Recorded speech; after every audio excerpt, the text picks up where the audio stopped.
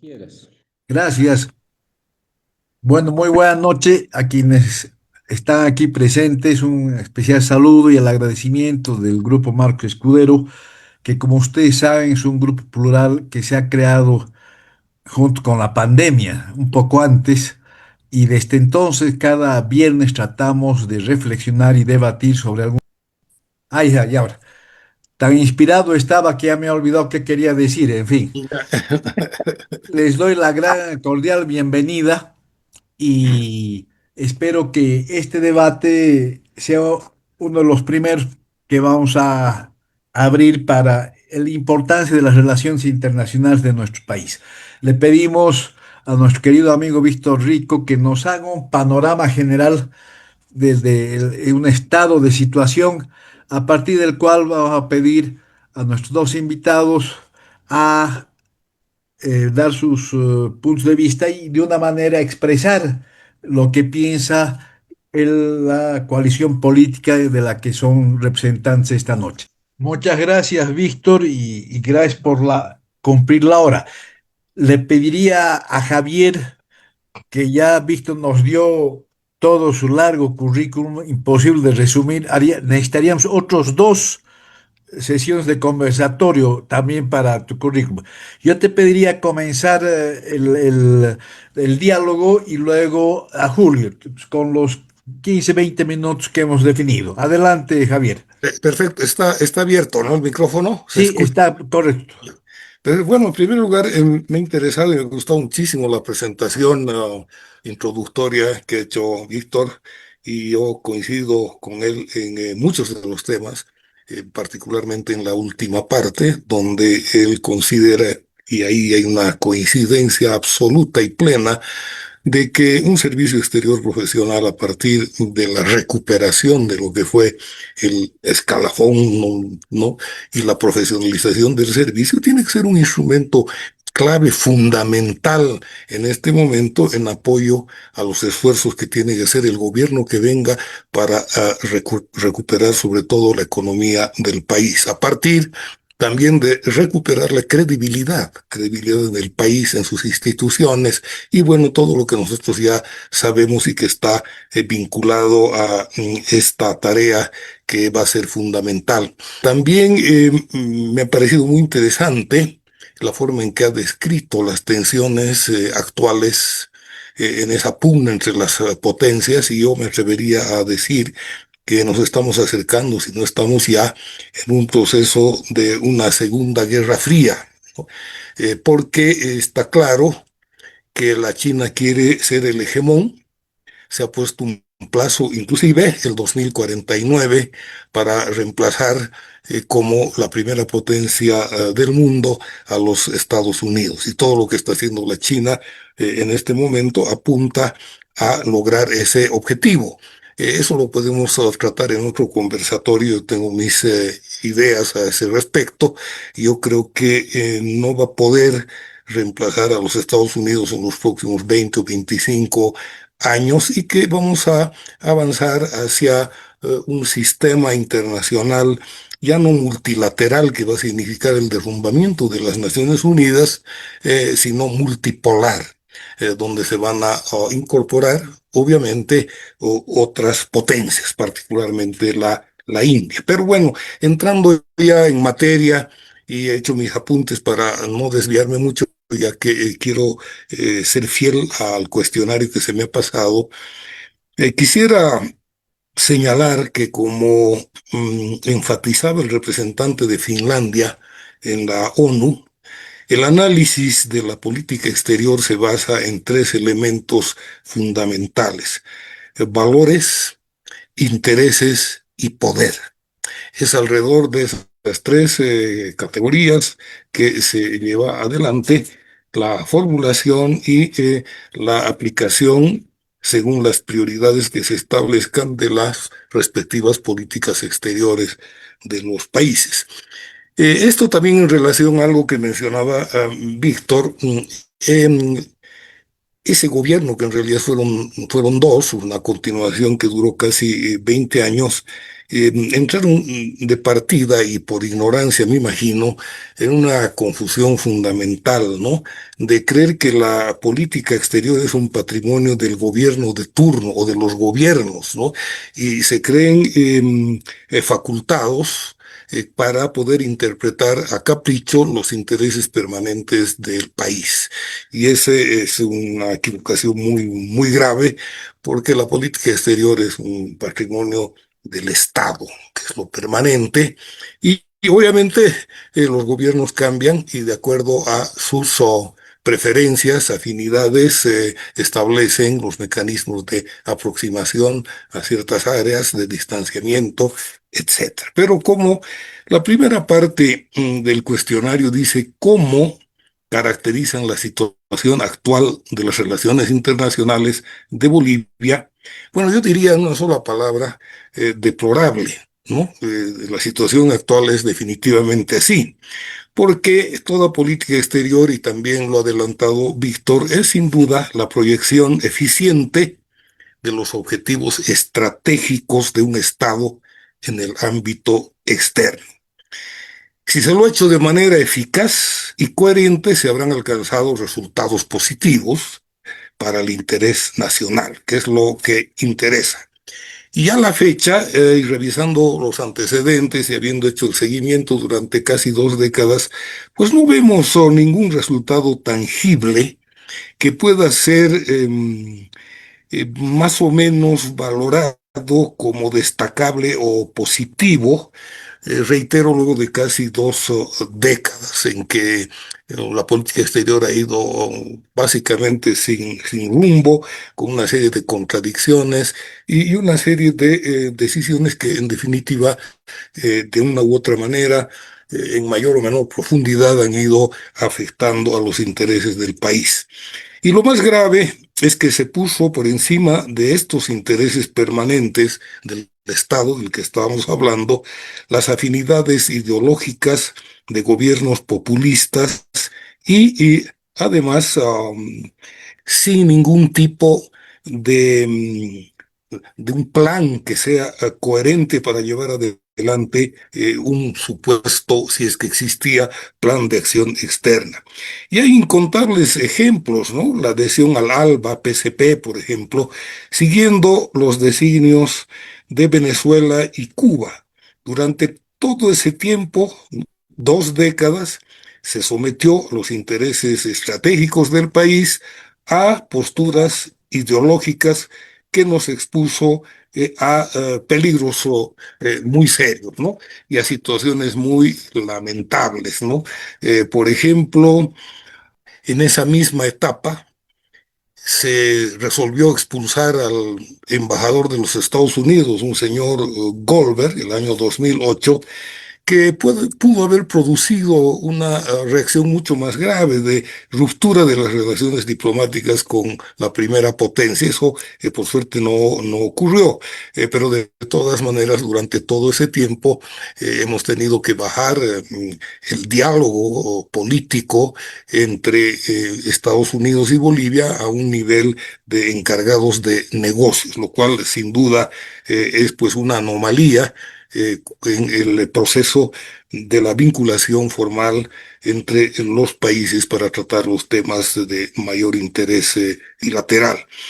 Todas estas actuaciones, por cierto, extraviadas, nos llevaron sin rumbo hasta donde nos encontramos ahora, para no mencionar las fallidas demandas ante la Haya. En resumen, las decisiones se adoptaron privilegiando afinidades, repito, ideológicas y no los intereses permanentes del Estado. A esa lógica obedeció, por ejemplo, el acercamiento con Rusia, la China, Irán y los gobiernos populistas de izquierda de América Latina. Entonces, ¿qué es lo que vemos en todo ese proceso? Solamente desaciertos en un área tan sensible para los intereses del país. Con todos los demás países, las relaciones fueron rutinarias y algunas de cierta coherencia procedían de iniciativas externas y no necesariamente de un plan de política exterior que obviamente eh, tuviese un mínimo nivel de coherencia. En cuanto a cuáles deberían ser las prioridades de los próximos 5 años y cómo deberían plantearse en el futuro inmediato las relaciones con nuestros vecinos, que es la segunda pregunta. Bueno, esta pregunta da para varios conversatorios, se podrían hacer trabajos bastante amplios, pero hay que comenzar restituyendo como guía del comportamiento internacional el principio de la universalidad, que significa, lo ha dicho de alguna manera Víctor, generar relaciones de cooperación con todos los estados, con la única limitación del respeto al principio de no injerencia en los asuntos internos. Es obvio que se valorará asimismo la adhesión de los estados a los compromisos que tienen que ver con el respeto a las libertades y derechos fundamentales de las personas. Fuera de esos dos requisitos, pues se puede aplicar sin otras limitaciones este principio de la universalidad. Respecto de las prioridades, estas surgen de las urgencias que hoy confrontamos en el plano, ¿no?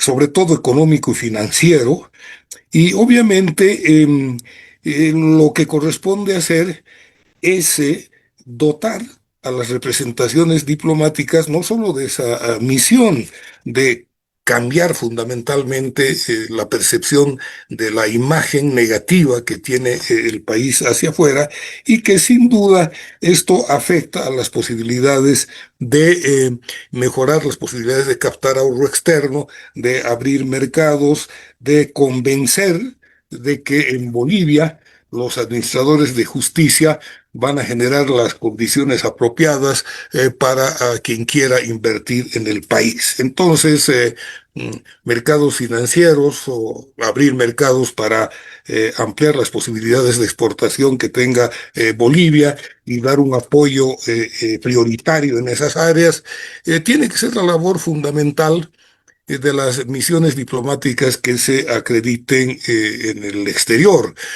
Y obviamente apartarse de esa tónica que impuso el MAS, ¿no? De crear misiones en lugares donde en definitiva no se justificaría en absoluto el costo que tiene cada misión y mucho menos si comparamos ese costo con los resultados que se pudieran haber obtenido. Entonces, lo que cabe hacer es transmitir la nueva imagen del país como tarea prioritaria de las misiones diplomáticas y obviamente no se necesitarán muchos más funcionarios, sino simplemente hacer una elección adecuada de quienes tengan la posibilidad de mostrar eficacia en esta tarea fundamental. Hay que recuperar la racionalidad en la toma de decisiones. Hay que reconstruir las relaciones cooperativas con la Unión Europea que se vieron afectadas por las acusaciones de injerencia supuesta en los cambios políticos del 2019 y por las observaciones justas que hicieron los veedores europeos al proceso electoral del 2020. Hay que reponer las relaciones diplomáticas con los Estados Unidos a nivel de embajadores. Este es un asunto vital. Y obviamente recuperar la soberanía sobre los recursos estratégicos. Hay una serie de tareas que cumplir que tienen que ver con la preservación de los bosques, la administración del litio, sobre todo el tema del agua, que es un recurso cada vez más escaso a nivel planetario. Bolivia tiene el 49% de límites arcifíneos. ¿Eso qué quiere decir? Que el 49% de nuestros límites son ríos y lagos. Entonces tenemos un potencial increíble en el tema del agua. Y obviamente hay que alentar los procesos de integración, pero con una mirada distinta. Yo siempre he creído que la integración que se basa solamente en criterios comerciales, en mecanismos comerciales, no es suficiente y es frágil. Hay que privilegiar los procesos de integración física, energética y de comunicaciones en toda la región sudamericana, lo cual obviamente es vital dadas las condiciones geográficas que tiene Bolivia y las necesidades de conectarse de manera eficiente en la medida en que uno de los elementos que sin duda, aunque se ponga esto en tela de juicio, retrasan nuestro crecimiento, es el tema del enclaustramiento geográfico, ¿no?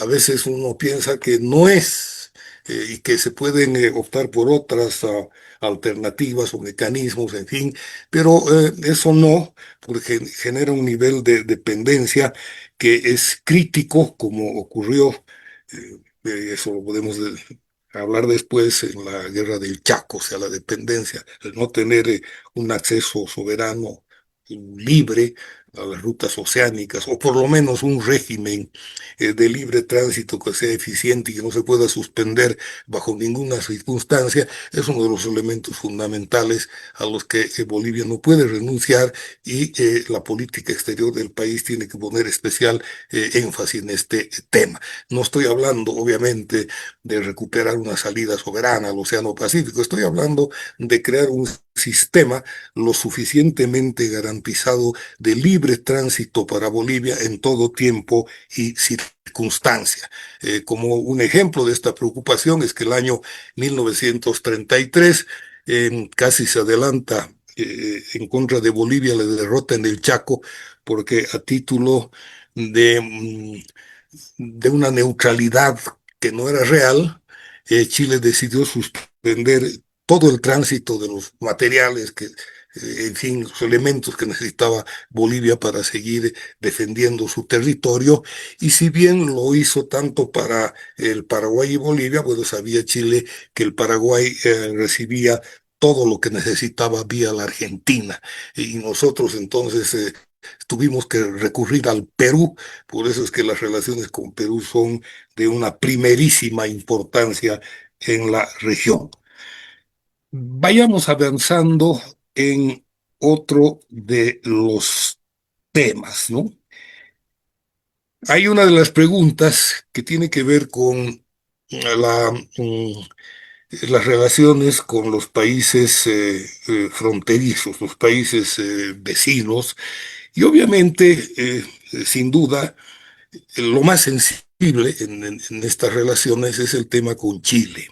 Con Chile hay un debate que no viene de ahora, sino viene desde hace mucho tiempo sobre la necesidad de normalizar las relaciones, ¿no? Hay mucha gente que piensa que sí, que después de tantos años, más de 40 años de no tener relaciones diplomáticas, lo lógico sería pensar seriamente en cambiar esa situación y normalizarlas a nivel de misiones diplomáticas. Mi criterio es que es un asunto importante, en este momento no es vital, lo urgente en este tema es analizarlo, no es tomar decisiones, porque en primer lugar, las embajadas, tanto la embajada nuestra en Santiago como la embajada de Chile aquí, funcionan en la práctica como si fueran misiones diplomáticas normales, cumplen casi todas las funciones, solo hay un tema protocolar porque los últimos cónsules generales que ha mandado Chile desde hace ya muchos años tienen, desde el punto de vista de su escalafón diplomático, el nivel de embajador. Entonces, y ya con el transcurso del tiempo, un poco ha perdido eficacia esa situación formal de no tener relaciones diplomáticas. Repito, desde el punto de vista de lo que debería ser el próximo gobierno, es analizar el tema, analizar a fondo, pero no tomar ninguna decisión que pudiera ser considerada como crítica o inmediata, ¿no? Desde el punto de vista comercial, no voy a entrar mucho en cifras, a pesar de que haya notado algunas, se habla con insistencia en que entre Bolivia y Chile tienen economías complementarias. Bueno, es posible que sea así. de sí, pero las cifras no avalan esa afirmación, ¿no?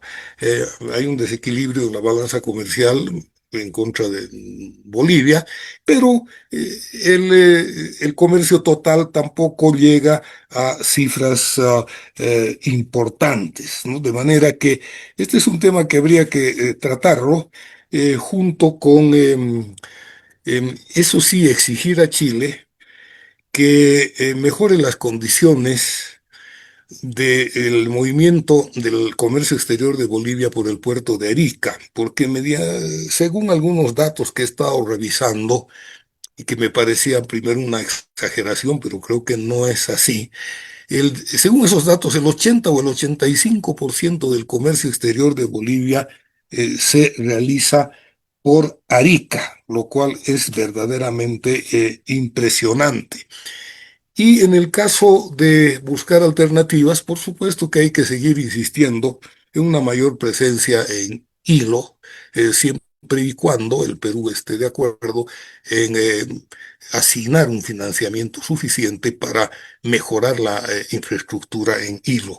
Porque si eso no ocurre, entonces vamos a seguir en un nivel de dependencia muy grande en materia de comercio exterior nuestro ni siquiera diría de los puertos de Chile, sino concretamente de Arica.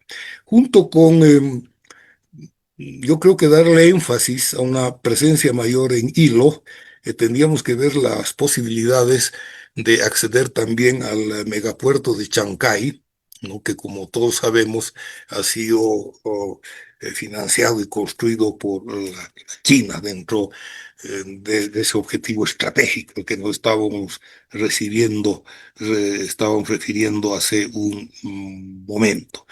De todas maneras, en la relación sensible Chile en Perú, tenemos que tener en cuenta que, como bien decíamos al principio, em, los países definen sus prioridades sobre la base de intereses muy concretos y están dispuestos a ejercer todo el poder que les sea posible para alcanzar sus objetivos. Y en esto, nosotros hemos sido siempre víctimas de esa competencia entre Perú y Chile. Quizá muchos no lo sepan, pero la decisión de ir a La Haya partió de una acción que planificó muy bien el Perú, para cuyo efecto envió a Bolivia a un gran diplomático, ¿no? Rodríguez Cuadros, quien comenzó una serie no solo de charlas, sino de conferencias para convencer a Bolivia de que nosotros podíamos tener éxito en La Haya apoyándonos en las notas intercambiadas con Chile en 1950. Yo particularmente disentía de eso y discutí incluso de manera acalorada con Rodríguez Cuadros para pedirle que no siga con esta acción que finalmente nos llevó a la demanda, porque Rodríguez Cuadros llegó a convencer a las autoridades de la época de que ese era el camino seguro para poder encontrar una solución al problema marítimo. Esto lo menciono porque es un ejemplo de la fragilidad estratégica e institucional que tiene Bolivia y lo que pudo hacer Rodríguez Cuadros se debió precisamente a esa fragilidad y esa ingenuidad y esa falta de profesionalismo en el manejo de la política exterior del país, de la que se aprovechó esta acción, que hay que decirlo de frente, estuvo claramente planificada, pensada por el Perú y la prueba clara de ello es que al día siguiente de que nosotros iniciamos la demanda en La Haya, Rodríguez Cuadros, habiendo cumplido lo más importante de su misión, se fue de embajador al París. Un año le llevó y no esperó ni 24 horas para marcharse. No quiero alargar mucho más, pero tengo que hablar sin duda sobre Brasil, ¿no? Brasil ocupa, como todos sabemos, ¿no? Bueno, es la octava economía del mundo, ¿no? Y obviamente es un miembro del G20, es un miembro de los BRICS, tiene 215 millones de habitantes, geográficamente prácticamente es la mitad del espacio suramericano, y con este gigantesco país nosotros tenemos una frontera enorme, ¿no? Y por lo tanto, una de las acciones prioritarias que tiene que realizar el gobierno, cualquiera que sea el gobierno que venga, es ocuparse de las relaciones con Brasil.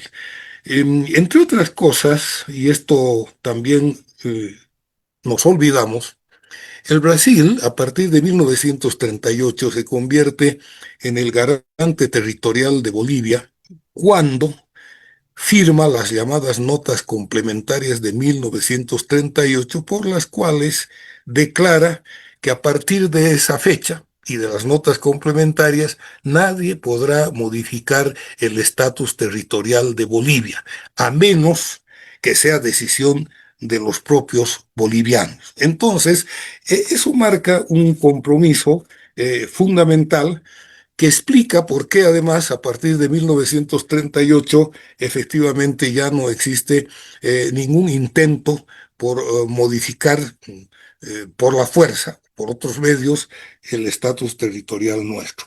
Esto nos tiene que llevar a pensar que hemos descuidado muchísimo durante prácticamente 2 décadas un relacionamiento que tiene que ser estratégico con el Brasil. Y ese es un tema prioritario y hay que recuperar, porque el hecho de que el Brasil quizá fue muy flexible con Bolivia obedeció a ciertas simpatías con posturas ideológicas que no es la mejor forma de defender los intereses de un país que tienen carácter de permanencia, que no dependen de coyunturas. Bueno, con los otros países, pues, no quiero extenderme mucho, y ya pronto termino. Esto obviamente, esto obviamente hablando de los países vecinales, está la Argentina. Existe una cantidad importante de razones por las cuales nosotros tenemos que recuperar una vinculación mucho más estrecha, como la hemos tenido en distintas épocas, cuando las cosas se trataban en serio desde la política exterior del país, y que por una serie de razones, muchas de las cuales de la coyuntura ideológica, hemos ido descuidando ese relacionamiento. Tenemos que recuperar, ¿no? Todo lo que no pudimos hacer con Argentina, sobre todo ahora, donde podemos recoger unas experiencias importantes. Este swap que acaba de conseguir Milei es algo de un interés directo para nosotros, porque es un swap de 20.000 millones de dólares, ¿no? Que ha permitido y permite al actual gobierno, pues obviamente salir de una situación que se estaba poniendo verdaderamente crítica. ¿Qué es lo que hay que hacer con Estados Unidos? Con Estados Unidos lo que hay que hacer es intercambiar embajadores al día siguiente, cualquiera que sea el gobierno. Tiene que intercambiar embajadores al día siguiente, porque no podemos seguir como desde hace 15 años, como lo dije ya antes, con un diálogo que esté tan limitado, porque los interlocutores tienen un rango casi administrativo como encargados de negocios ad interim, lo cual significa el nivel más bajo en el relacionamiento y el diálogo diplomático formal entre los países. Entonces, al día siguiente, cualquiera que sea el gobierno, lo que tiene que hacer es proponer el intercambio de embajadores con Washington sin mayor demora. Unos apuntes sobre la China, y ya voy terminando porque Víctor ha explicado muy bien la situación nuestra en lo que es el Mercosur y la comunidad andina, ¿no? Lo ha explicado muy bien y estoy totalmente de acuerdo con las conclusiones a las que han llegado en ese término. Lo único que quisiera añadir de manera tajante es que también al día siguiente nosotros tenemos que salirnos del ALBA. ¿no? El ALBA no sirve absolutamente para nada y por lo tanto, otra medida que hay que tomar de inmediato es abandonar el ALBA, ¿no? Nosotros podemos seguir, lo decía Víctor, dentro del diálogo que propicia el CELAC, ha tenido algunas actuaciones interesantes, ¿no? En realidad es una suerte de OEA que no tiene burocracia, ni participa Estados Unidos ni Canadá, pero sirve de un órgano de coordinación entre los países de América Latina y ha habido un diálogo interesante, CELAC-China, por ejemplo, que tuvo como resultado la asignación por parte de China de una cantidad importante de recursos, si no me equivoco, son creo 500.000 millones de dólares, ¿no? Para los países miembros de la CELAC, que puede subir a 700.000 millones, entonces algo que obviamente nada despreciable.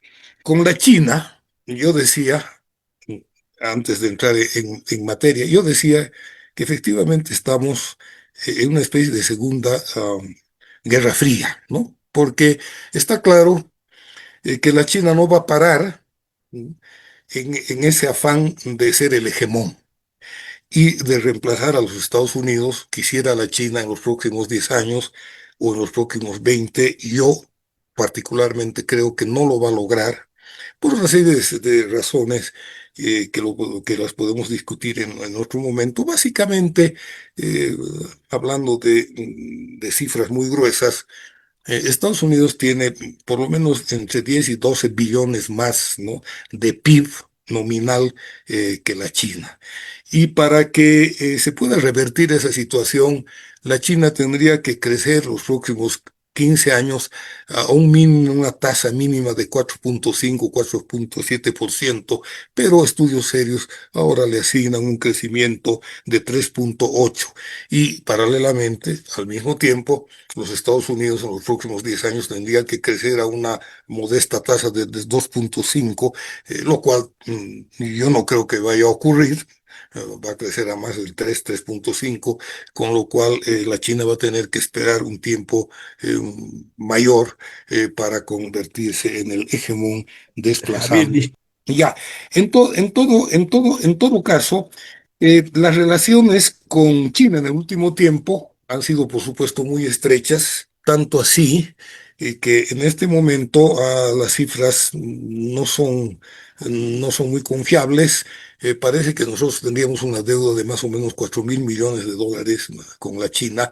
El Banco Central solo acepta una cifra mucho menor de 1.600 millones. Y en el tema de la balanza comercial también, nosotros somos deficitarios y por un monto bastante grande. Todos esos temas hay que ir corrigiendo, pero esto va a llevar tiempo, va a llevar un plan de acción coherente que aborde los temas críticos a los que nos hemos referido y naturalmente los que estaban en ese cuestionario que yo recibí, contemplaban muchos otros asuntos que seguramente los vamos a tratar en otra oportunidad.